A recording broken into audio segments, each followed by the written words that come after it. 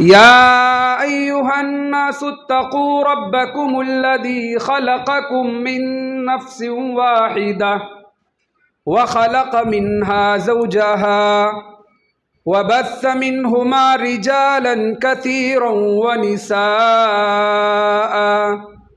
واتقوا الله الذي تساءلون به والأرحام إن الله كان عليكم رقيبا يا أيها الذين آمنوا اتقوا الله وقولوا قولا سديدا يصلح لكم أعمالكم ويغفر لكم ذنوبكم ومن يطع الله ورسوله فقد فاز فوزا عظيما أما بعد فإن خير الحديث كتاب الله وخير الهدي هدي محمد صلى الله عليه وسلم وشر الأمور محدثاتها وكل محدثة بدعة وكل بدعة ضلالة وكل ضلالة في النار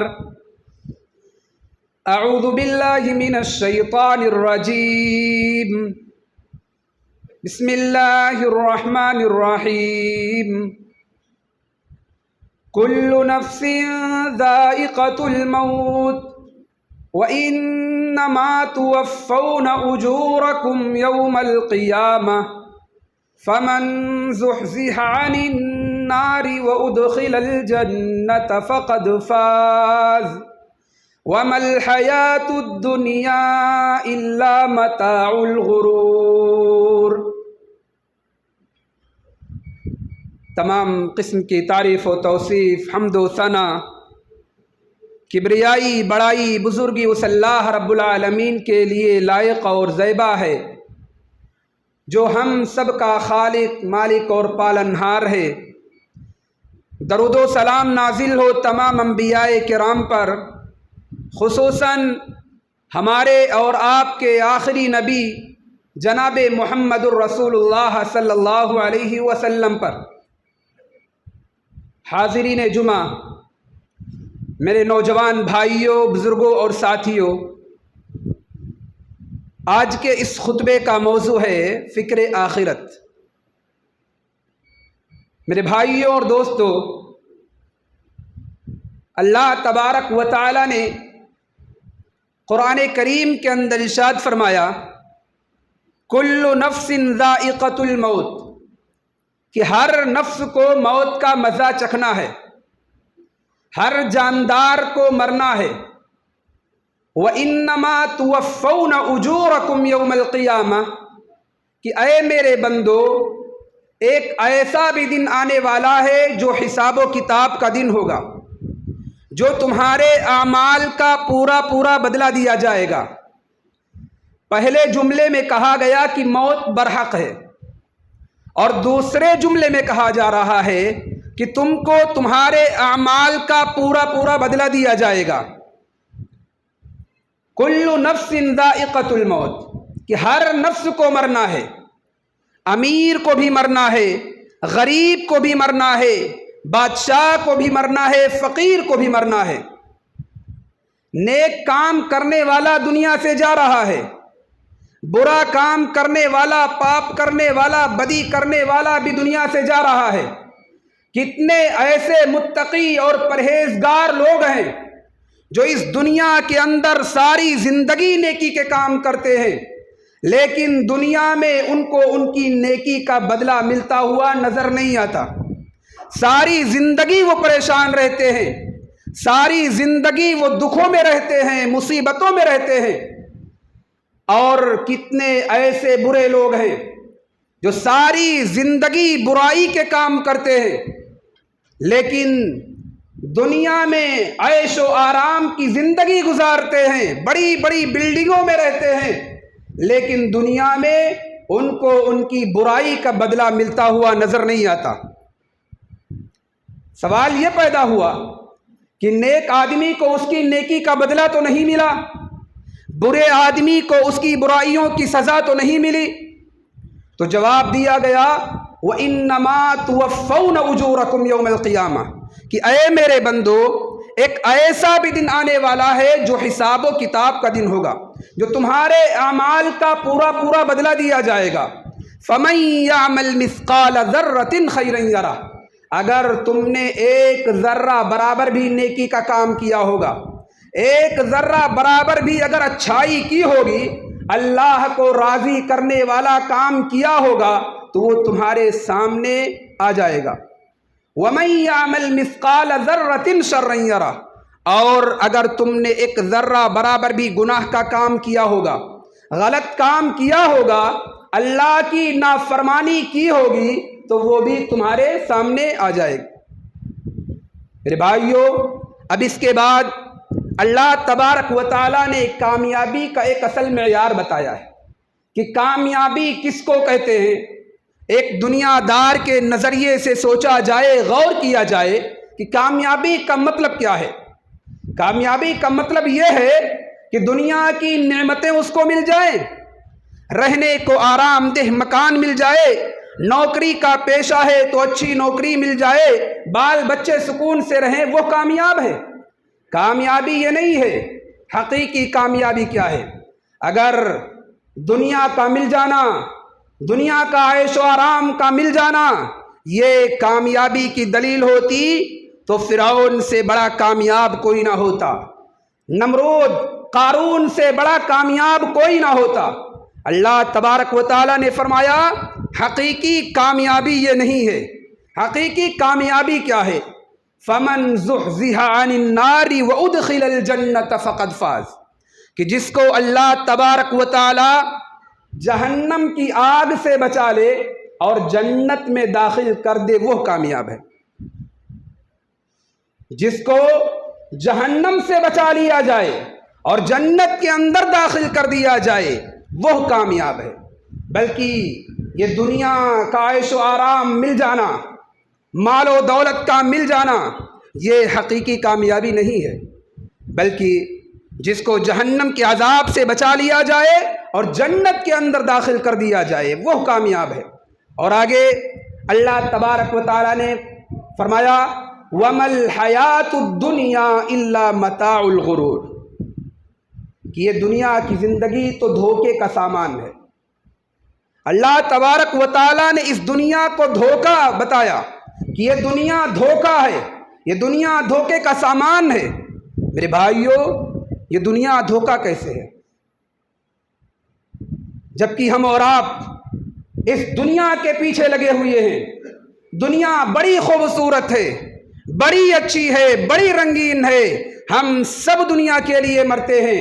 دنیا کمانے کے چکر میں ہم اور آپ حلال اور حرام کی تمیز نہیں کرتے ہیں، بلکہ ہمیں دنیا کی عیش و آرام ملنی چاہیے، ہمیں دنیا کی مال و دولت ملنی چاہیے، اب وہ کسی بھی طریقے سے آئے، چاہے وہ حلال راستے سے آئے یا حرام راستے سے آئے۔ ہم اور آپ دنیا کے پیچھے لگے ہوئے ہیں، اور اللہ تبارک و تعالیٰ کہہ رہا ہے کہ دنیا دھوکا ہے۔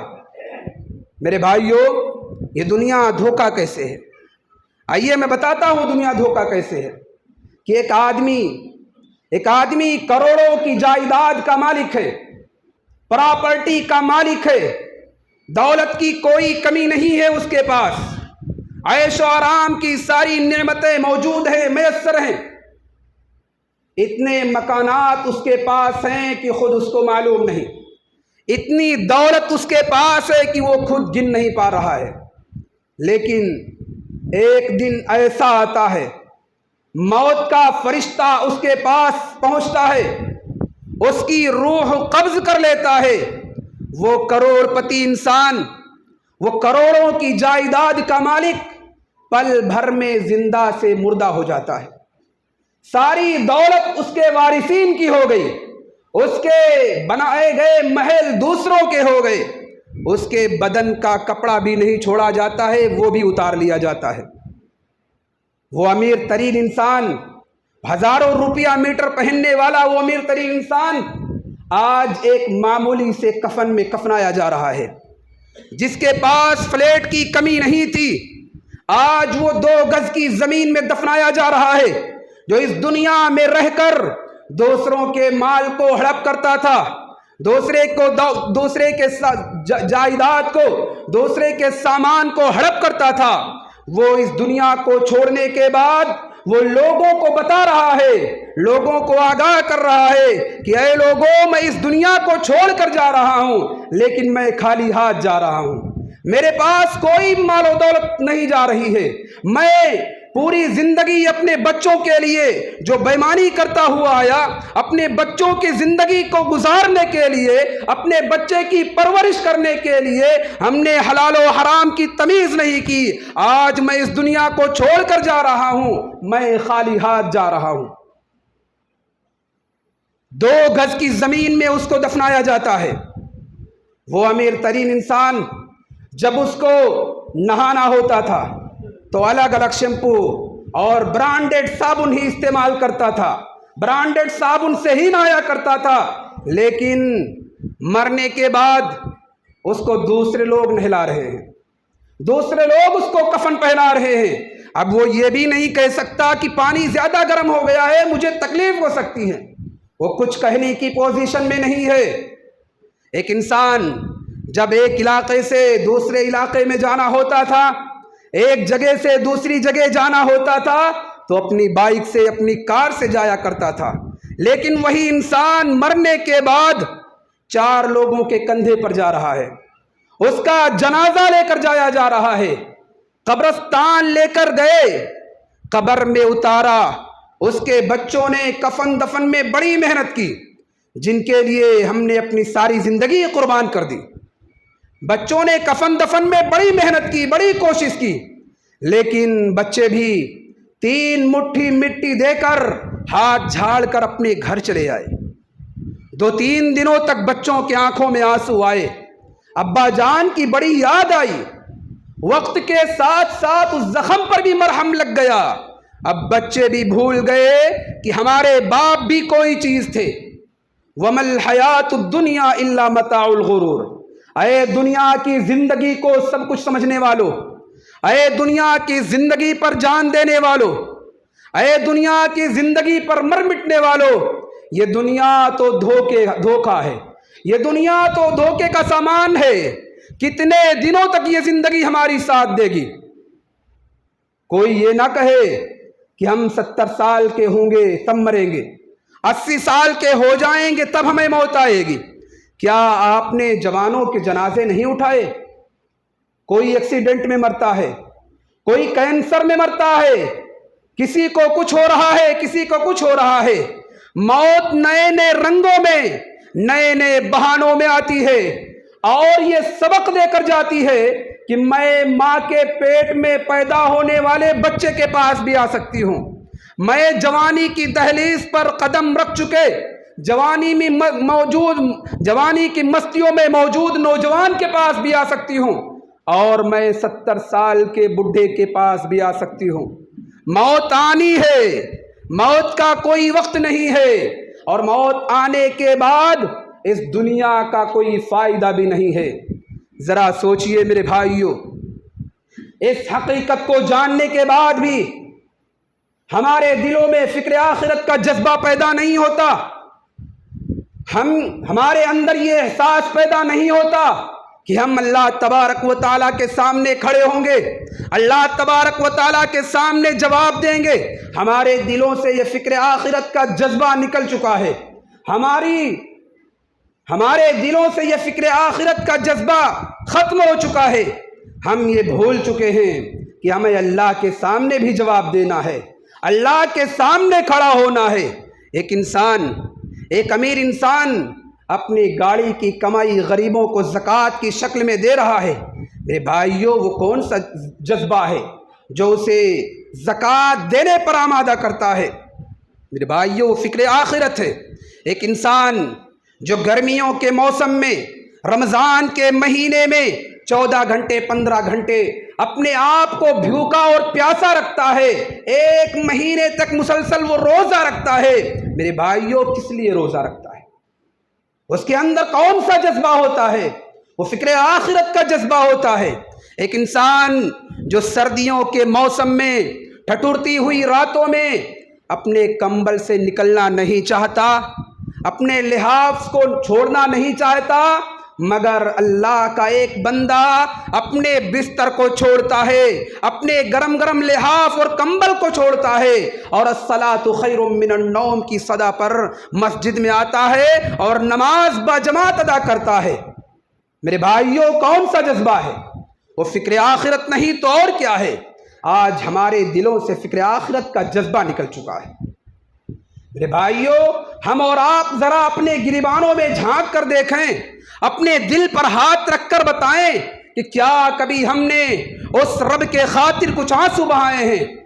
کیا ہم نے اپنے زندگی کو آرام پہنچانے کے لیے، اس آخرت کی تیاری کرنے کے لیے رب کی بارگاہ میں کچھ سجدے پیش کیے ہیں؟ ہم اس دنیا کو تو بہت سجاتے ہیں، اس دنیا کو ہم خوب سجاتے ہیں، گھروں میں رنگ رونق کرتے ہیں، قیمتی گدے اور قیمتی سامان سے اپنی زندگی کو سنوارتے ہیں۔ میرے بھائیوں، لیکن اس آخرت کی ہم تیاری نہیں کرتے ہیں جس آخرت پہ سب کو جانا ہے، جہاں ہم سب کو جانا ہے، وہ 2 گز کی زمین میں سب کو جانا ہے۔ وہ 2 گز زمین، وہ قبر ہمیں پکار رہی ہے، ہمیں پکار پکار کر کہہ رہی ہے کہ اے لوگو، میں بھی تو تمہارا گھر ہوں، میرے پاس بھی تو تم کو آنا ہے۔ اے دنیا کے گھروں کو سجانے والوں، کبھی میری سجاوٹ کا انتظام کیا ہے؟ اگر نہیں کیا تو یاد رکھو، میں اندھیرا گھر ہوں، میرے پاس روشنی نہیں ہے۔ میرے پاس آنا تو روشنی کا انتظام کر کے آنا، میرے پاس آنا تو چراغ لے کر کے آنا، نامہ اعمال لے کر کے آنا۔ اگر خالی ہاتھ آئے تو بڑا پچھتاؤ گے۔ میرے پاس تو ڈسنے والے سانپ ہیں، میرے پاس تو بچھو ہیں، میرے پاس سنگریزے ہیں، پیپ ہے، پس ہے، میں تو لوگوں کی پسلیوں کو پیس دیتی ہوں۔ اے لوگو، میرے پاس آنا تو انتظام کر کے آنا، میرے پاس آنا تو اعمال نامہ لے کر کے آنا، میرے پاس آنا تو روشنی لے کر کے آنا۔ خالی ہاتھ آئے تو بڑا پچھتاؤ گے۔ لیکن ہمارا المیہ کیا ہے؟ ہمارا حال کیا ہے کہ ہم میں جو بڑے ہیں وہ اپنے کاروبار میں مست ہیں، ہم میں جو جوان ہیں وہ اپنی جوانی کی مستی میں مست ہیں، اس دنیا کی رنگینیوں میں مست ہیں، اور جو چھوٹے ہیں انہیں کوئی بتانے والا ہی نہیں کہ اس دنیا کے بعد ایک اور دنیا ہے، اس زندگی کے بعد ایک اور زندگی ہے۔ میرے بھائیوں، وہ زندگی آخرت کی زندگی ہے، ہمیں اس کی کوئی فکر نہیں۔ ہمارے دلوں سے فکر آخرت کا جذبہ ہی نکل چکا ہے، ہمارے دلوں سے فکر آخرت کا احساس ہی ختم ہو چکا ہے۔ جبکہ ہمارا حال یہ ہے کہ آج ہم اور آپ پولیس سے ڈرتے ہیں، ہم اور آپ قانون سے ڈرتے ہیں، لیکن ہوتا یہ بھی ہے کہ کوئی آدمی پولیس سے نہیں ڈرتا، اس سے زیادہ کیمرے سے ڈرتا ہے۔ جو کیمرہ لگا رہتا ہے اس کیمرے سے ڈرتا ہے کہ ابھی ہم کوئی حرکت کریں گے ریکارڈ ہو جائے گا، کوئی بھی حرکت کریں گے ریکارڈ ہو جائے گا۔ تو میرے بھائیوں، یہ کیمرہ انسانوں کا بنایا ہوا کیمرہ ہے، یہ کیمرہ خراب بھی ہو سکتا ہے۔ بجلی اگر کٹ گئی تو یہ کیمرہ بیکار، یا اگر بجلی نہیں بھی کٹی، کوئی شخص اپنا چہرہ ڈھک لے اور کوئی بھی حرکت کر سکتا ہے، وہ چوری کر سکتا ہے، ہم اور آپ پہچان نہیں پائیں گے۔ لیکن اس کے باوجود بھی ہم اس کیمرے سے ڈرتے ہیں، انسانوں کا جو بنایا ہوا کیمرہ ہے۔ یہ کیمرہ وقتی طور سے ہے، یہ خراب بھی ہو سکتا ہے، اس کیمرے سے ہم اور آپ ڈرتے ہیں۔ لیکن اللہ تبارک و تعالیٰ نے جو کیمرہ لگا دیا ہے، ہم اس کیمرے سے نہیں ڈرتے، اس کیمرے سے ہمیں کوئی ڈر نہیں، جبکہ اللہ تبارک و تعالیٰ نے ہمارے اور آپ کے لیے 12 کیمرے لگا رکھے ہیں۔ یہ صرف ایک کیمرہ ہے جو آپ کو دیکھ رہا ہے، آپ کی حرکتوں کو ریکارڈ کر رہا ہے، اور ہو سکتا ہے کہ اس میں آواز بھی نہ ریکارڈ ہو۔ لیکن اللہ رب العالمین کا جو کیمرہ ہے، وہ دلوں کے اندر جو ہم سوچتے ہیں وہ بھی ریکارڈ ہو رہا ہے، وہ بھی اللہ تبارک و تعالیٰ دیکھ رہا ہے۔ اللہ تبارک و تعالیٰ کی نظر اس پر بھی ہے۔ آئیے میں بتاتا ہوں وہ کیمرے کیا کیا ہیں۔ اللہ تبارک و تعالیٰ نے قرآن کریم کے اندر کہا، وَإِنَّ عَلَيْكُمْ لَحَافِظِينَ كِرَامًا كَاتِبِينَ يَعْلَمُونَ مَا تَفْعَلُونَ۔ یہ دونوں جو فرشتے ہمارے کندھے پر بیٹھے ہوئے ہیں کرامن کاتبین، یہ ہمارے ایک ایک حرکت کو ریکارڈ کر رہے ہیں۔ کرامن کاتبین یعلمون ما تفعلون، یہ ایک ایک حرکت کو نوٹ کر رہے ہیں، ایک ایک جملے کو ریکارڈ کر رہے ہیں۔ یہ تو حرکت کی دور کی بات، ما یلفظ من قول الا لدیہ رقیب عتید، ہماری زبان سے جو الفاظ نکلتے ہیں، ہم جو بولتے ہیں، چاہے ہم صحیح بولیں چاہے ہم غلط بولیں، لیکن ہم اللہ کے کیمرے سے بچ نہیں سکتے، اللہ کے فرشتے سے ہم بچ نہیں سکتے۔ وہ ایک ایک جملے، ایک ایک حرکت کو ریکارڈ کر رہے ہیں۔ وہ تو سینوں کے جذبات کو، سینوں کے احساسات کو جانتا ہے۔ یعلم خائنۃ الاعین وما تخفی الصدور، وہ سینوں کے اندر چھپے ہوئے جذبات، سینوں کے اندر چھپے ہوئے راز کو بھی جانتا ہے۔ اگر کسی کے خلاف ہمارے دل کے اندر بغض ہے، نفرت ہے، تو وہ شخص نہیں جان پائے گا کس کے دل کے اندر کیا چل رہا ہے۔ ہمارے خلاف نفرت ہے، بغض ہے، دشمنی ہے، کیا ہے، نہیں پتہ چلے گا، لیکن اللہ تبارک و تعالیٰ اس کو بھی جانتا ہے۔ جو ہم سوچتے ہیں دل کے اندر، اس کو بھی اللہ تبارک و تعالیٰ جان رہا ہے۔ قرآن کریم کی یہ آیت بتلا رہی ہے، یعلم خائنۃ الاعین وما تخفی الصدور۔ اور اس دنیا کے اندر تو ہم جھوٹ بول کر بچ جاتے ہیں۔ وکیلوں کو تو خریدا جا سکتا ہے، جج کو تو خریدا جا سکتا ہے، پولیس کو تو اس دنیا کے اندر خریدا جا سکتا ہے، سارے لوگوں کو ہم پیسوں کے بل پر خرید سکتے ہیں اور اپنے حق میں فیصلہ کرا سکتے ہیں، لیکن میرے بھائیوں، اللہ رب العالمین کا جو کیمرہ ریکارڈ کر رہا ہے، ہم جھوٹ نہیں بول پائیں گے۔ ہم اس کے سامنے ایک بھی حرف، ایک بھی لفظ جھوٹ نہیں بول سکتے ہیں۔ اگر ہم جھوٹ بولنے کی کوشش کریں گے تو اللہ تبارک و تعالی ہمارے زبانوں کو بند کر دے گا، ہمارے جسم کے اعضاء گواہی دیں گے، جو بھی ہم حرکت کریں گے ہمارے جسم بتائیں گے، ہاتھ، پیر، آنکھ، دل، کان سارے گواہی دیں گے۔ اللہ تبارک و تعالیٰ نے قرآن کریم کے اندر آیتیں نازل فرما دی ہیں، وَلَا تَقْفُ مَا لَيْسَ لَكَ بِهِ عِلْمٌ إِنَّ السَّمْعَ وَالْبَصَرَ وَالْفُؤَادَ كُلُّ أُولَٰئِكَ كَانَ عَنْهُ مَسْئُولًا، کہ یہ دونوں کان اور یہ دونوں آنکھ اور یہ دل، كُلُّ أُولَٰئِكَ كَانَ عَنْهُ مَسْئُولًا، ہر ایک سے سوال کیا جائے گا۔ اور اگر ہم جھوٹ بولیں گے کہ نہیں اللہ ہم نے ایسا نہیں کیا ہے، ہم نے فلاں کام نہیں کیا ہے، تو اللہ تبارک و تعالیٰ اس زبان پر مہر لگا دے گا، اس زبان پر تالا لگا دے گا۔ اليوم نختم على افواہہم وتکلمنا ایدیہم وتشہد ارجلہم بما كانوا یکسبون، کہ آج ہم ان کے دلوں پر مہر لگا دیں گے، آج ان کے دلوں زبانوں کو بند کر دیں گے، آج ان کے زبان پر تالا لگا دیں گے۔ اليوم نختم على افواہہم وتکلمنا ایدیہم، ان کے دونوں ہاتھ بات کریں گے، وتشہد ارجلہم، ان کے دونوں پیر گواہی دیں گے کہ اللہ ان ہاتھوں کے ذریعے سے فلاں کام انجام دیا تھا، فلاں چیزوں کو اس نے پکڑا تھا۔ پیر گواہی دے گا کہ فلاں جگہ چل کر گیا تھا اور یہ کام اس نے انجام دیا تھا۔ میرے بھائیوں، ہم اور آپ جھوٹ نہیں بول پائیں گے، ہم اور آپ جھوٹ بولنے کی کوشش کریں گے۔ یہاں تو ہم بچ جا رہے ہیں، اس دنیا کے اندر لوگوں سے، لوگوں کی نظروں سے ہم بچ جا رہے ہیں، لیکن اللہ تبارک و تعالیٰ کے سامنے ہم اور آپ بچ نہیں سکتے۔ تو میرے بھائیوں، ہمارے دلوں کے اندر سے فکر آخرت کا جذبہ نکل چکا ہے، ہمارے اندر سے فکر آخرت کا احساس ختم ہو چکا ہے، جبکہ ہمیں معلوم ہے، ہم جانتے ہیں کہ یہ وقتی آرام گاہ ہے، یہ وقتی آرام کرنے کی زندگی ہے، چند روزہ زندگی ہے، 60-70 سال کی زندگی ہے، آگے کی زندگی قبر کی زندگی ہے، ہزاروں سال کی زندگی ہے، جبکہ ہمیشہ ہمیں وہاں رہنا ہے، اس کی ہمیں کوئی تیاری نہیں۔ اگر ہمیں یہاں سے ممبئی جانا ہو، کام کرنے کے لیے ہم ممبئی جاتے ہیں، وہاں سے جب ہم واپس گھر آتے ہیں تو پورے ساز و سامان کے ساتھ کوئی ایک سامان چھوٹنے نہ پائے، ہم پورا انتظام کر کے آتے ہیں۔ تو میرے بھائیوں، ہمیں جس سفر پر جانا ہے उस सफ़र की कोई तैयारी नहीं। उस सफ़र के हम सब रेडी कर लेते हैं, टिकट ले लिए और फलां चीज़ें ले ली, घर का कुछ सामान ले लिया, बैग वगैरह ले लिया, सारी चीज़ें ले लेते हैं, कुछ छूटने ना पाए। लेकिन जिस सफ़र पे सबको जाना है उस सफ़र की कोई तैयारी नहीं। अल्लाह तबारक व तआला कुरान करीम के अंदर कह रहा है वतज़व्वदू फ़इन्न खैरज़्ज़ादि तक़वा, कि उस सफ़र का भी सामान पैक करो, उस सफ़र का भी सामान रेडी करो जिस सफ़र पे सबको जाना है।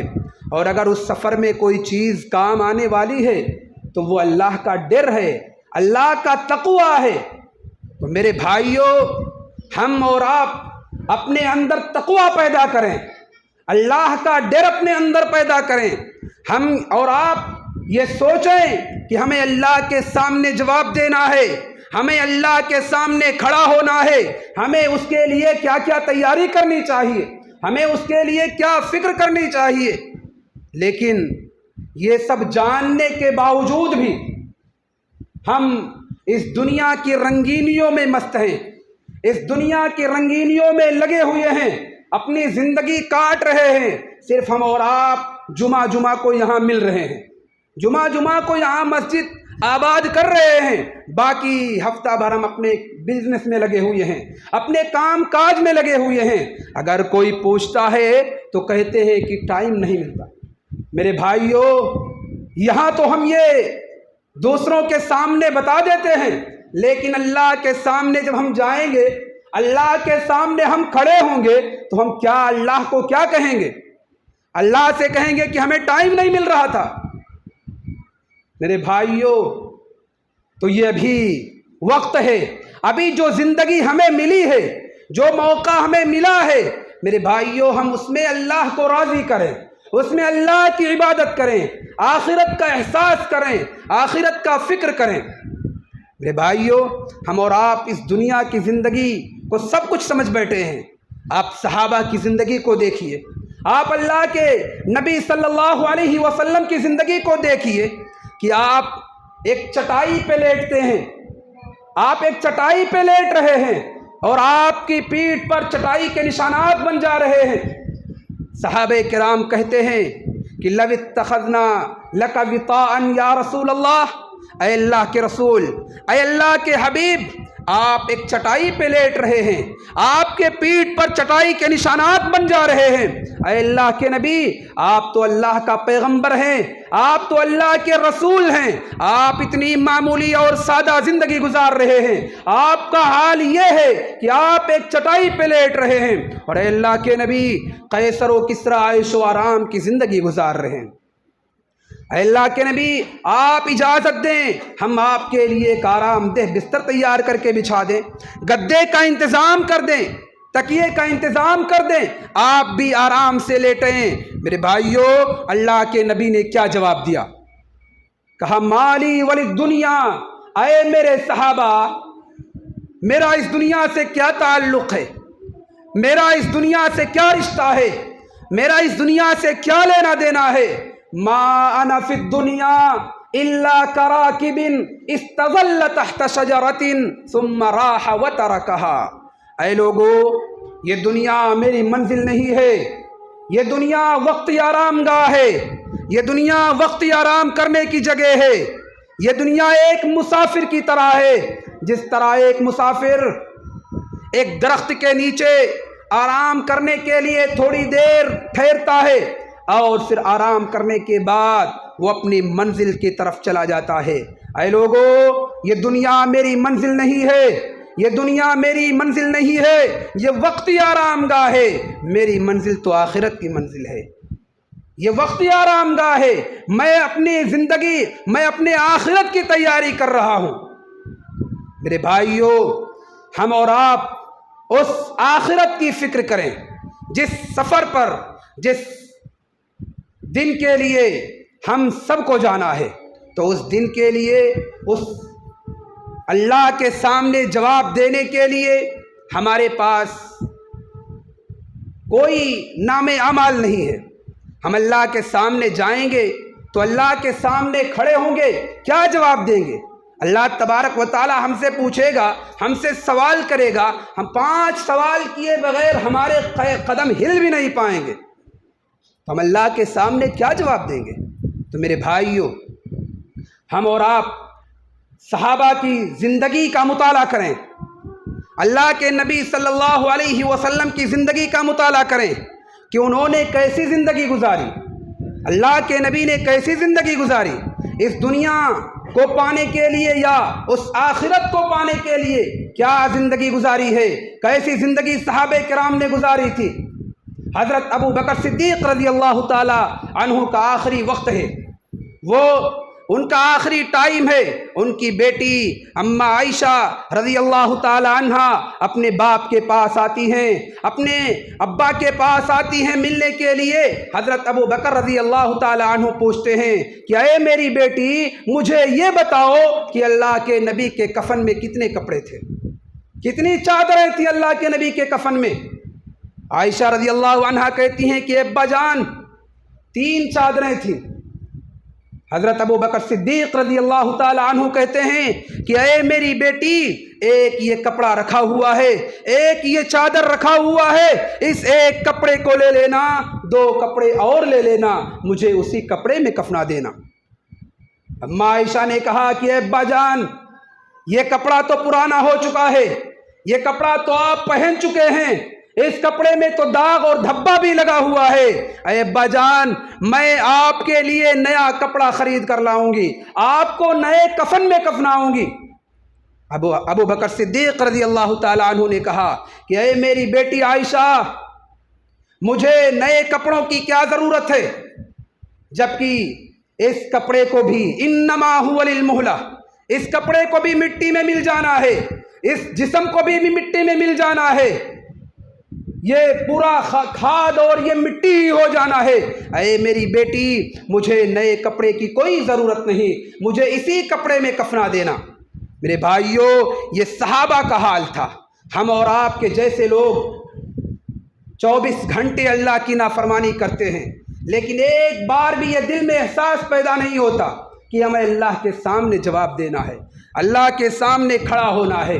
تو میرے بھائیوں، ضرورت ہے اس بات کی کہ ہم اور آپ، جو اللہ تبارک و تعالیٰ نے ہمیں اور آپ کو جو زندگی دے رکھی ہے، اس زندگی کو ہم غنیمت جانیں اور زیادہ سے زیادہ اللہ تبارک و تعالیٰ کی عبادت کریں، اللہ کو راضی کرنے والے اعمال کریں۔ جب تک ہم اس دنیا کے اندر زندہ رہیں، اللہ رب العالمین کے اور نبی صلی اللہ علیہ وسلم کے بتائے ہوئے طریقے کے مطابق زندگی گزاریں، اور جب خاتمہ ہو تو ایمان پر ہو۔ آمین۔ اقول قولی ھذا واستغفر اللہ لی ولکم ولسائر المسلمین فاستغفروہ انہ هو الغفور الرحیم۔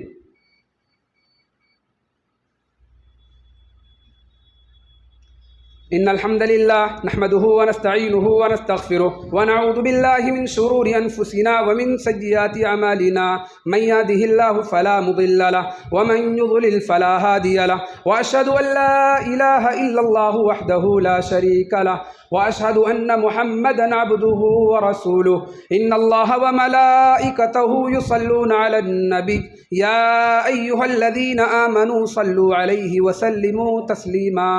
اللهم صل على محمد وعلى آل محمد كما صليت على إبراهيم وعلى آل إبراهيم إنك حميد مجيد۔ اللهم بارك على محمد وعلى آل محمد كما باركت على إبراهيم وعلى آل إبراهيم إنك حميد مجيد۔ عباد الله رحمكم الله، إن الله يأمر بالعدل والإحسان وإيتاء ذي القربى وينهى عن الفحشاء والمنكر والبغي يعظكم لعلكم تذكرون۔ اذكروا الله يذكركم وادعوه يستجب لكم ولذكر الله أكبر والله يعلم ما تصنعون۔